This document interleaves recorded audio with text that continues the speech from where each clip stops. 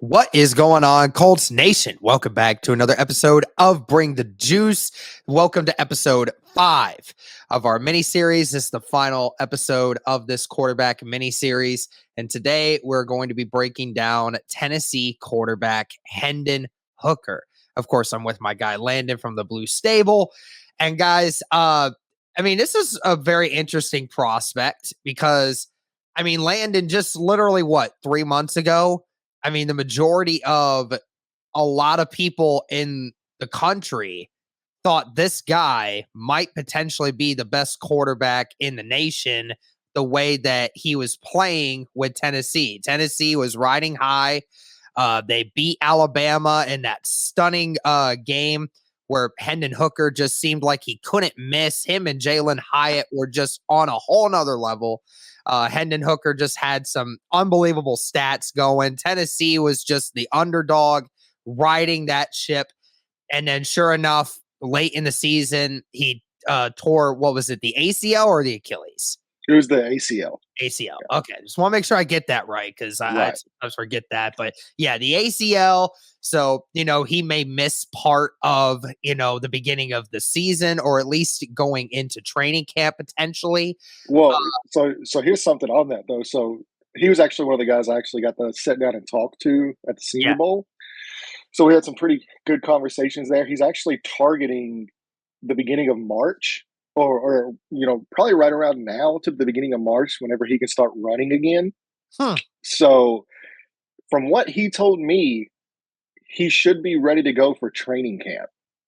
Really? So he is ahead of schedule is what you're basically saying. Yeah, and that's coming directly from him. Huh. So, like I said, I don't know. Obviously, he's not the team doctors. He's not going to be the one that makes that decision. Should it come? But from talking to him at the Senior Bowl, he is ahead of schedule. He's on track to be ready to get some work in training camp. And like I said, he said he was going to start, doing some jogging and running here in the next few weeks. Which a couple weeks ago, that was right around now to the beginning of March. Gotcha. Okay. So that's cool. That's very cool. Obviously that will help him in the process if he's able to, start getting being able to move around a lot better by the time, pro days come around and maybe he's able to, show a case of maybe a few things from that aspect. And of course, yeah, if he's ahead of schedule, that could really help draft stock with whatever team decides to take a chance on him. But Landon, this is a wild guy because nobody was talking about him going into the season, and then of course he went from someone people were occasionally talking about. Nobody really knew who he was until Tennessee started winning all these games. They beat Alabama. Hendon Hooker, best quarterback in the NFL or college, I'm sorry, and then ends up getting the ACL injury, and now people are questioning who's going to end up drafting him. What have you taken away from watching Hendon Hooker all season and the extreme highs to the extreme lows that he's occurred? Yeah, well, really, it's tough to kind of evaluate just because of the offense he plays in, and we'll have some examples. So, as far as looking at how the stuff he does translates to the NFL, it's very muddy. You're not going to see a lot of NFL concepts, a lot of NFL reads, a lot of NFL throws in general. But on the flip side, he does possess some physical tools to work with. He's seems to be a very smart kid. So this isn't necessarily saying he can't do those things. Just that whenever you watch the college film, it's not there. So we kind of want to preface this video with that. This isn't the inability to do it. We just don't know yet, which is why it was really unfortunate for him to have that ACL injury. Because to me, the Senior Bowl was going to be the biggest indicator of me of where he is as an NFL prospect, because you get down to the Senior Bowl, you're getting coached by NFL teams, you're running a lot of NFL style plays, and that's just something he didn't do in college. But there's things to like for sure, and there's things to not like for sure. I think as far as the way he kind of exploded onto the scene, it really more or less has to do with the numbers they were able to put up there. So, you see the explosive numbers, you see the box scores, you see the success that Tennessee had as a team, and for the everyday fan, you look at that and you're like, oh man, like this guy's got to be awesome. He's going to be awesome, like, great. But then once you kind of really dig into it, you talk to some people, you watch the film as far as evaluating, as far as how he translates to the NFL level, it tells a kind of a different story. Yeah, I mean, we were talking what in the Will Levis episode about people who stated that, the numbers weren't great and that's, a negative indication on Will Levis. Well, it's kind of the opposite for Hendon Hooker. I mean, it's even though we think Will Levis is definitely further along in development of understanding an NFL scheme, Hendon Hooker's just the opposite. We don't know if he's even developed into an NFL scheme or if he will be able to very well. But the numbers in college were so great that everyone just kind of ignores that and just says, "Oh, he's playing amazing. That must mean he's really, really good." It's kind of the opposites of each other, which is pretty. Yeah, he very much. Yeah, that's a good point. He very much is the anti Will Levis. Like if you don't like Will Levis, there's a good chance you're going to love Hendon Hooker. And so, like I said, whenever we're projecting these guys to the NFL level, we know that Will Levis can run an NFL offense. We know that he can handle the protection calls. He can handle, the pre-snap adjustments and the reads. Like that's not something that's going to be foreign to him from the moment he steps on the field. Whereas Hendon Hooker, like I said, this isn't saying that he can't do it, but you just don't know if he can. So he could, and especially at his age already, I believe he's going to be 26 during his rookie year.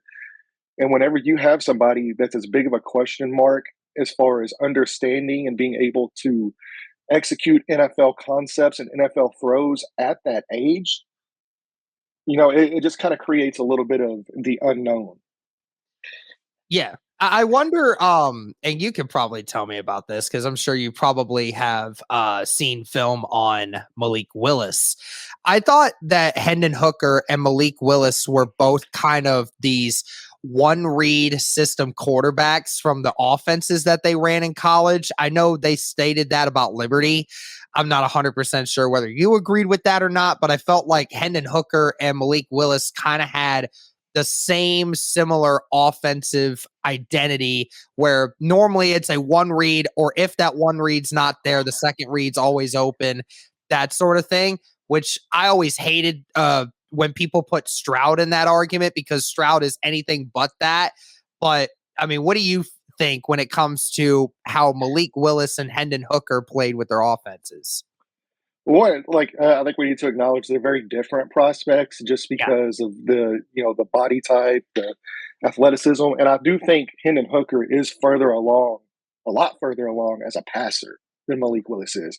Now Mhm. he's not as explosive as a runner, but as far as like their offenses doing a lot of the heavy lifting for them, yeah, I mean, yeah, I think that's very similar in a way, and especially too, like, they run this, Art Briles, veer and shoot, run and shoot type of offense. And, you have a lot of wide receiver choice option routes in these offenses. And that's almost something you never see at the NFL level. So what it does is Hendon Hooker, instead of throwing with anticipation, instead of throwing to a spot, and kind of similar to Malik Willis, you're letting your wide receiver make the read as far as playing off of the DB's, leverage, whether, he's lined up inside, lined up outside, lined up deep, and he's making the choice or he has the option to run 3 or 4 different routes based on how the DB's lining up. So what Hendon Hooker is basically being asked to do is to drop back, set in the pocket, wait for his wide receiver to get open and to read the coverage and make the correct route, and then he's just throwing to the open guy. Yeah, so again, we'll go ahead and break this film down, kind of show a little bit of what is going on with Hendon Hooker here. Now, again, for people who kind of really like Hendon Hooker, again, you may see some more negatives in this film session than what there has been with some of the other prospects we've had. Again, just Landon was talking with me about it earlier. It's just simply about how the scheme works with this Tennessee offense that kind of makes it a little bit more difficult to elaborate on things that might translate to the NFL level. But we'll go ahead and hop into this. First play here. I think this is from 2021. This one just a simple go route. I think this is for Jalen Hyatt. And, Hendon just misses him here. I mean, this is just a blown coverage by Georgia, completely misses him. I mean, this is a touchdown if he nails this throw, and it's just a little overthrown. I mean, at the end of the day, Landon, I mean, you miss it. That happens every once in a while, but, you need those kinds of throws. Yeah, so this is from 2021. I kind of wanted to showcase a little bit of like what he's going to be dealing with in the NFL as far as playing an NFL caliber defense. But the way this offense is, and you can kind of see like the wide splits, which I like, as far as like in college, but you're not going to see a lot of this in the NFL. You're not going to have these guys in that much space because, the field and the hash marks are different. So you're getting kind of different looks here that he's going to be asked to run in the NFL. But when I'm looking at this is something that whenever he's on and he's able to throw in rhythm, he can deliver a really good deep ball, but it's just not consistent. And you heard it a lot throughout the college season. It's like he's the best deep ball thrower in college. Well, whenever I was watching the film, I saw a lot of misses deep as well. So it's very inconsistent. It's up, it's down. Whenever he's on rhythm, he's able to, get his feet set and make the throw. Yeah, he can deliver the ball with accuracy. He has really good arm strength. He's able to push the ball down the field. Now, is it like that elite level arm that you're going to see from guys like Richardson, guys like Levis? No, it's not, because you kind of see, even in that, you see how the ball kind of disappears from the frame and then kind of drops back down. Some of those elite level arm strength guys, they make this throw and it's just kind of a straight line, a dart. And what I really kind of wanted to focus on here is not necessarily the offense, as far as, the guys running wide open. It's a blown coverage. There's a lot of arena football elements to this offense. But we kind of wanted to focus more on, the footwork, the accuracy, the arm strength, kind of that kind of stuff, that we can really kind of look at. And you see here, his heels are off the ground. He's toesy. He takes that little hop there and then just misses. And he is to me, he has like the most polished footwork out of all the guys in this class. So this isn't really something that I'm worried about. It's just more of like an inconsistent thing. You just have to get it there consistently. But he does have very good footwork, very good pocket presence. His base is a little wide, as opposed to some other guys. So that can kind of throw things off occasionally. But this is just a play that I just wanted to showcase as far as, you see some of the inconsistencies, and we'll go to a hit later on in this film where you do kind of see him get his feet in the ground. He throws with rhythm. He hits a beautiful deep ball. So, like I said, I just want to preface the video with saying, like, hey, this isn't all negative stuff. The film is just film, and this isn't an indication that he can't do stuff. It's just that we don't know, and he's a little bit more of a project than what people who look at the numbers, think it is. Yeah, absolutely agree with you. And then this one, this one is just going to be a simple curl route here. It's basically just these three down below are just decoys, and Hendon's just going to look straight to his right. It's one on one. Just they've pre-planned it. He is going to this curl route on the outside to the right from the very beginning of this play. If it wasn't open, then I don't know what they do after it. What do you want to explain this one, Landon? What was going through the minds of this here? Yeah, so this play kind of highlights what I was saying about the offense, and you see pre-play. He's getting the call in for the adjustment from the sideline, so he's not being asked to diagnose pre-snap to make the adjustment himself. He's able to, you see everybody looks at the coaches. The coaches relay that information to him. All he's got to do is just change it at the line. So he's not having to make the adjustments pre-snap. This is a completed pass, and this is also too, like, I want to kind of focus, like, you see that footwork there as far as all his cleats are in the ground. He has a really good base. He's able to, he gets lined up and he's able to throw this ball accurately. But if we go back as far as, the other angle there, you can kind of see what I was talking about as far as wide receiver choice routes. So you're not going to see a lot of anticipation in this throw. So, he's waiting for his wide receiver to make the break and to make the choice on whether he's going to continue going deep. He's going to, cut it off and come back and make that curl route that he ends up making. But he basically has to stand there and wait for his wide receiver to make the choice. And then once he sees that, he is able to throw the ball, but there's no anticipation there. It's an accurate throw. He has really good base. He has a really smooth throwing motion. Like he's very smooth. And that's something I really like about him. But you're not this stuff doesn't translate to the NFL because you wait that long to throw and you don't have that elite arm talent, to where you can push the ball into tight windows on a consistent basis. This is probably going for a pick six the other way in the NFL. And this just kind of what I wanted to show is like it's an incompletion. He does things good on this play, but there's also a lot of unknown on this play because it's a completion in college, but it's probably, you're not going to see that at the NFL level.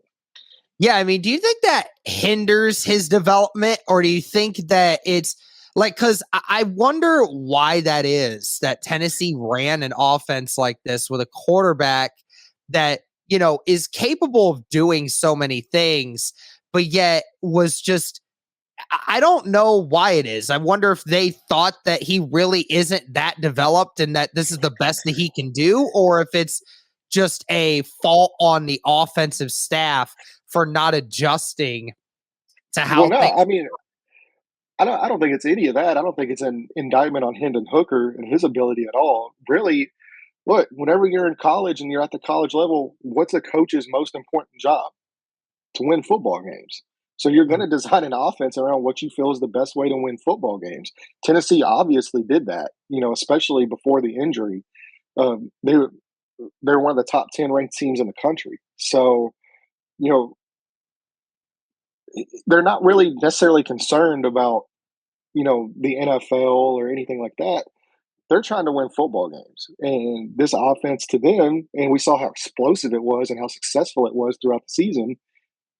It's it translates to great, football plays and a lot of scoring, and that's what their job is. So, it'll be up to the NFL coaches at the next level to get him prepared to play in the NFL. But that's not the college football coaches' jobs.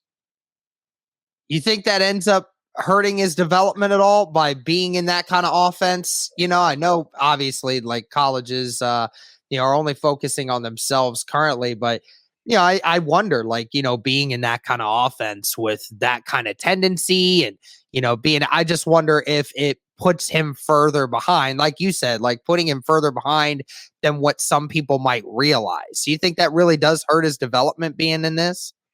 Yeah, absolutely. Yeah, there's no question because, like I, stated before, and we've talked about, he's not being asked to make a lot of NFL reads. He's not being asked to make, protection calls and to make pre-snap adjustments and post-snap reads where he's, having to go through his progressions. You don't see that in this type of offense. Now, this once again, does that mean he can't do it? No. But it just means he has a little bit further along to get there. And especially, like I said, at his age, if you're already going to be 26 years old as a rookie and you still have to develop the mental side of playing in the NFL, because I think physically he's well built for it. Good stature, 6'5", mobile, has a good arm, has a really good base. He's further along as far as his physical development and his footwork and that type of stuff. But it's the mental part of the game that he's going to have to catch up with that. So, does that mean he can't do it? No, once again. But he is a little further behind some of the other guys like, Bryce Young, even CJ Stroud, because like you said, they put that iota on Ohio State quarterbacks a lot. But there's a lot of just one read, throw to wide open guys. And that was the case in the Urban Meyer offense. But like we talked about in our CJ Stroud breakdown, Ryan Day does put a lot more NFL style concepts in the way he runs his offense as compared to Ohio State's offense in the past. So yeah, as far as his development of playing in an NFL style system, he probably is the most raw quarterback mentally at this point. And that might not even be true. So I don't really want to put that on him because, like I said, we don't know. So he could get into an NFL team, which is why it sucked so bad for him to miss the Senior Bowl Mhm. because you weren't able to see that pre-draft. So yeah, he could get into an NFL system. He could be one of the smartest guys, in the league, and he could really, catch on quick and catch fire. But is it just like this slam dunk thing that people think it is, where it's like, hey, he look at the numbers he put up at Tennessee. There's no way, he's quarterback 2 or quarterback 3 in the draft. And it's just a little bit more of a muddier situation than that. Absolutely agree with you on that. But let's kind of get to a play here that actually showcases a really great throw here by Hendon Hooker. Now tell me, what kind of defense are we seeing here? Because I'm looking at it, I might see a cover 1, but is this more like a cover 2? Well, really, so pre-snap, you're seeing middle of field close there. So that's it is either going to be cover 1, especially with the DBs lined up in man right there, so you can kind of see everybody's manned up, cover 1 man. Yeah, it's very simple pre-snap to see kind of what that is, and at this point, he's just able to, if you're able to hold that safety a little bit, which you can kind of see the safety drifting back some, but with the ball location and, this is kind of what I was saying as far as his footwork goes. This phenomenal footwork. It's phenomenal base. There's no hitch. He puts that back foot in the ground there. He's not up on his toes, and he's able to fire that thing in there. And like that's a really, really impressive throw. And one of the things I think he does really well is like we talked about. He's probably has the best footwork outside of Bryce Young, as any quarterback in this draft, and that's something obviously you want to see whenever you have a guy at that advanced age who's played college football. The amount of time he has, but it's still there, and whenever you're able to put this ball on a rope, fit that in, over 2 different guys. And, it really seems like the safety doesn't think he can make this far of a throw because he's Mhm. playing up so far and he waits so long to get out of his break that, by that time, his wide receiver, they give him a free release. And that's something too, whenever you're evaluating like Jalen Hyatt or some of these, the Tennessee guys, they're not going to get a lot of these free releases Yeah. in these wide splits that they got in college. NFL teams, it's a different level of athlete, it's a different level of coverage they see. So credit to Tennessee's coaching staff for recognizing the talent they have and putting them in the best position to succeed and to win games. But it just kind of, like I said, muddies things. But as far as the throw goes, this is phenomenal. It's a great throw. He shows touch. He shows deep ball accuracy. He shows great base, great awareness as far as knowing where that safety is at. And he's able to, put that throw on the money. And, that stuff does translate. Yeah, absolutely. I think that, like you said, it's a bad look in the sense that the defense was lined up like basically 10 yards off of the fastest, best wide receiver on the field and allowed him to just get a free release. And I mean, when you look at just Jalen Hyatt out of this, I mean, he beats him from the moment that that corner turns his hips. I mean, Hyatt has him beat. I mean, there's just no stopping it. And so I think it stinks that LSU's defense did a disservice in the rep that Hendon Hooker did a good job. I mean, he looks to his right, which, if you're seeing a single high safety look, then that's exactly what you want to see from Hendon Hooker. He's looking one way, he's expecting to go to the left, but he looks to the right first, and then that'll get Hyatt some extra room to be open up at the top. And I think that actually was a really great rep by Hendon Hooker. But like you said, I mean, why the receiver was completely let go. He was never touched ever. And that's such a terrible rep by the LSU defense. Yeah, but I mean, at the same time, though, like I do want to kind of want to play devil's advocate here.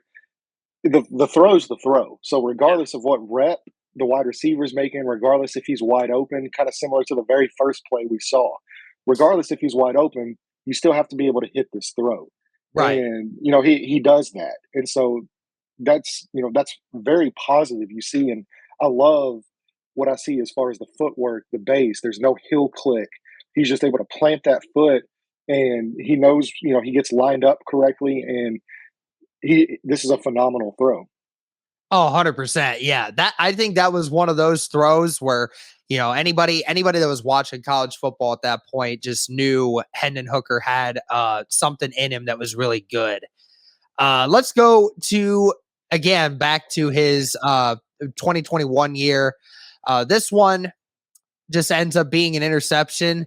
Again, just looking off to the right side of the field. And, first off, of all things, I assume in the NFL, this would probably get called an illegal shift because this running back wasn't even set all the way by the time this ball's even hiked. Which kind of showcase. I know that Tennessee's system, they like to be fast paced. They want to get defenses to not be able to adjust so they can hit you with something really quickly. But I think that's something that will definitely need to be worked on is the timing thing with Hendon Hooker. Just allowing his team to be able to get set before the ball gets there. But this is just a bad throw here by Hendon Hooker. What did you see? Yeah, well, really, this is kind of what I was going back for. You see the footwork here, and this is like one of the most, I guess, like I don't want to say like bad plays because there's bad interceptions. There's a bad interception, but you can kind of see, he does have even, look at how wide that base is when he hits his drop back. If you're able to pause it there, like this is like that right there, like well, not that, but a little bit before that. Like that's very, Oh, right here. yeah, like that, like yeah, like that's very, that's Very very wide. wide. Ending. Yeah. And then you kind of see this is probably, he has a little bit of a heel click, but if you kind of watch how he bounces up, and you see that little bounce up Mm-hmm. that he makes with his, his shoulder, his head kind of go up, and then you see that ball go up with him. So it's just about having the consistency, and really this kind of showcases as well. He's throwing to a side. That's something you want to see post snap, where you're looking at it and you're like, hey, there's three guys over there. I only have two guys. You probably don't want to attack that side of the field. And it's very much a one read thing whenever you look, and you would like to see him get off of that look by recognizing those coverages post snap. And he has a guy wide open running there in the middle of the field that you'd like to see him get through his progressions and hit this guy. So you'd want to see that ball thrown with anticipation right through the middle, because you never want to attack a side of the field where there's more DBs over there than there are wide receivers. So Yeah, it definitely was a weird throw because I just don't. Yeah, he definitely left that way too high. Like you said, just if he were able to go through his progressions, yeah, seeing that receiver go into the middle of the field, that's yeah, wide open. and I want to like say this too. Like this isn't necessarily about the interception. Like he threw five. It's like 58 touchdowns to 5 interceptions in the last 2 years. So he doesn't make a lot of interceptions. I'm not focusing on the interception. That's not what worries me about this play. It's more about the base, getting through your progressions and going through and making that decision post snap to say, hey, I don't like this look out here. I don't like the way this defense is lined up. Let me get through my reads, because he has time. And you want to make sure you get through your reads and hit that open guy with anticipation in the middle of the field. Right. All right, let's go on to another play against Georgia. You got a bunch of these for us today. This one is going to end up being a completed catch here to the outside, but there's a lot to break down with this one, Landon. Obviously, doesn't have a great feel for the pressure that's coming off the left side. He's lucky to get this ball off in the first place. And actually, it actually does get impeded on a little bit, but because of his arm strength, he was still able to get it to the receiver. But I look at this play, Landon, and I say, he's looking right here. And then if I get this is a little bit, like, look at, like, this corner is on the ground, almost on all fours, and Hyatt is right here, just like, there is nobody within 5 yards of him, but yet he is staring down this wide receiver that you watch from the very beginning, never is open, never. And he still throws this up, and he's just lucky that the corner fell. And I don't remember if that was called pass interference or not on the offensive guy. It was. Yeah, so it's like, you know, or no, I mean, it was called on the defense. Yeah, I thought they were going to call it on the defense one thing. I know the corner was like, I'm on the ground, freaking call it. But either way, for me, I'm just thinking, like, man, if he didn't look away, this is the easy route in the middle of the field, and he just chose to make the hardest throw possible. Yeah, but so to me, like, I actually think this is a really positive rep. I really like what I see here from him. And, I'm never going to fault the quarterback for passing up a one-on-one matchup with your favorite guy. Like, you see how he kind of looked that safety off there at the beginning of the snap, and then he goes. I mean, look, he's trying to hit a play. He's trying to make a play, and if you have a guy on the outside that you believe in, I'm never going to be mad at you taking a shot one-on-one. With one of your best receivers. Now, yeah, did he? Could he have passed up an open guy? Sure, but he's trying to make a play down the field. He's trying to get points for his team. He's throwing it to a guy that he trusts to win that one-on-one matchup. So that doesn't, like, I'm not worried about that at all. And to me, as well, his calmness in the pocket under pressure. You say, he doesn't really have a good feel for it. I think this is a great feel for it because you're able to stand tall. That's what the NFL is about. Like, that is what you're going to see in the NFL. They call it throwing from a phone booth. You're going to have to throw in those tight pockets like that. And this is an NFL rep. And he's able to layer that ball, look off that safety enough to where it gives him a little bit of time to make that throw and hold the way that safety can't come over there and make a play on the ball. And yeah, cornerback falls down, pass interference. It is what it is. But the ball location, where he places that ball, is perfect, right in between, the cornerback and the safety. His ability to throw and be calm in a very tough situation in the pocket is very positive. His base, his footwork is really good here. There's a lot to like about this play. And like I said, I'm never going to fault the guy. If you believe in your guy on the outside and you want to make take a deep shot and let your guys go make plays, because that's what this game's about. It's about getting the ball in the hands of your playmakers. And, you might have passed up an easier throw, and maybe in the future that could have been something they looked at. It's like, hey, you got something really easy here. He's wide open. He's able to get yards after the catch. We'd like to see you hit this in the future. But I'm never going to, knock a quarterback for taking a shot to one of his guys in a one-on-one matchup.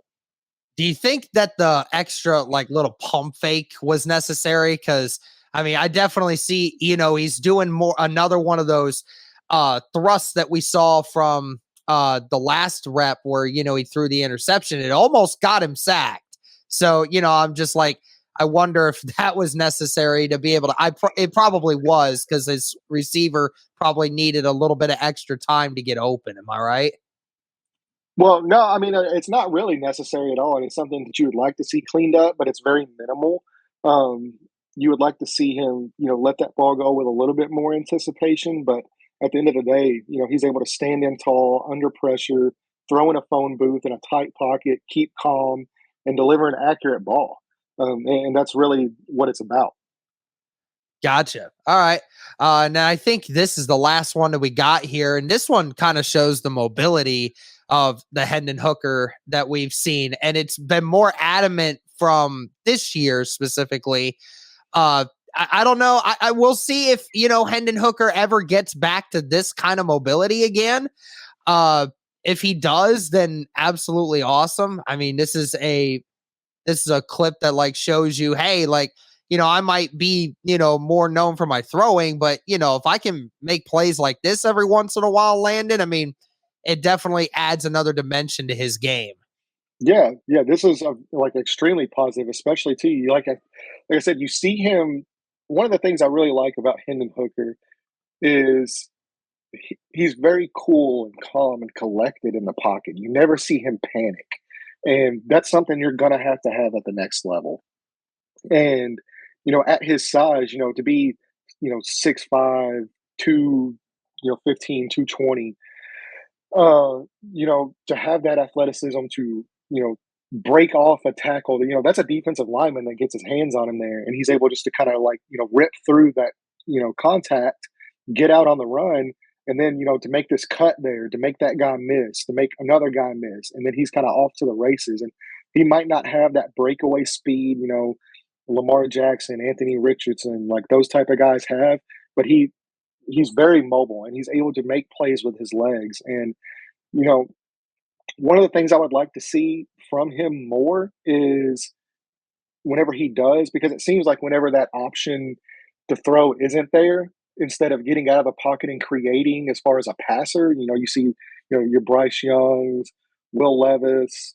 I mean, all these guys, even CJ Stroud, all four of the top main guys, even when they're out of the pocket, they keep their eyes up. They're able to look downfield and make a throw. And while that's not really the case on this one, that's something I did notice in the film is like he's very much like if he gets out of the pocket, he's running like 100%.